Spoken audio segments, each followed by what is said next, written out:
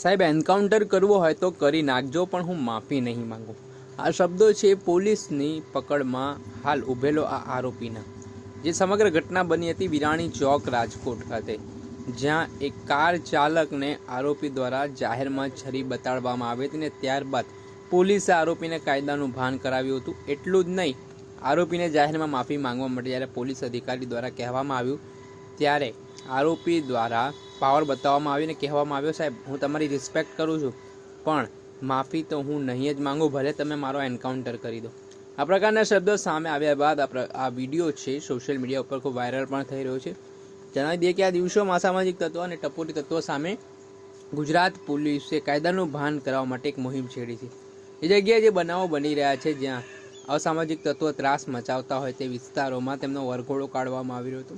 ત્યારે થોડાક દિવસ અગાઉ રાજકોટના વિરાણી ચોક ખાતે બપોરના સમયે એક કાર અને એક્ટિવા ચાલક વચ્ચે થોડીક વાહન ટચ થઈ જવાને કારણે વિવાદ થયો હતો.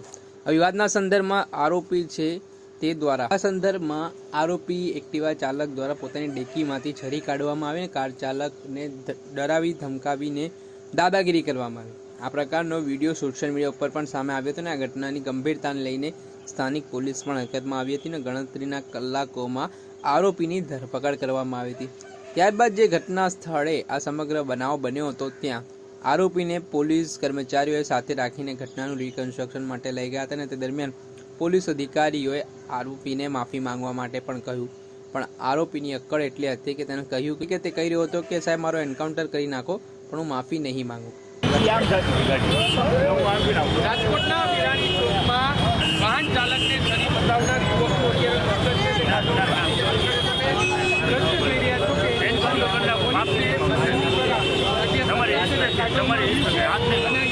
આજે બપોરના સમયે જ્યારે આજે એક કાર ચાલક છે તે પસાર થઈ રહ્યો હતો ત્યારે તેની એક્ટિવામાંથી તેને છરી કાઢી હતી. મારી સાથે એ ડિવિઝનના પીઆઈ બારોટ સર શું કહેતો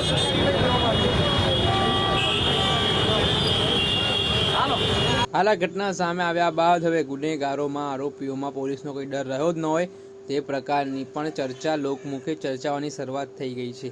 ને આ મામલાના સંદર્ભમાં જેમાં સામાન્ય બાબતમાં છરી કાઢી લેવાનો જે બનાવ સામે આવ્યો છે તે મામલાની ગંભીરતા લઈને પોલીસે ફરિયાદ નોંધીને આરોપી સામે કાર્યવાહી પણ હાથ ધરી છે. દર્શક મિત્રો, એન કવરેજ ન્યૂઝને આપ લાઇક કરી લો, સબસ્ક્રાઇબ કરી લો અને શેર કરવાનું ભૂલતા નહીં.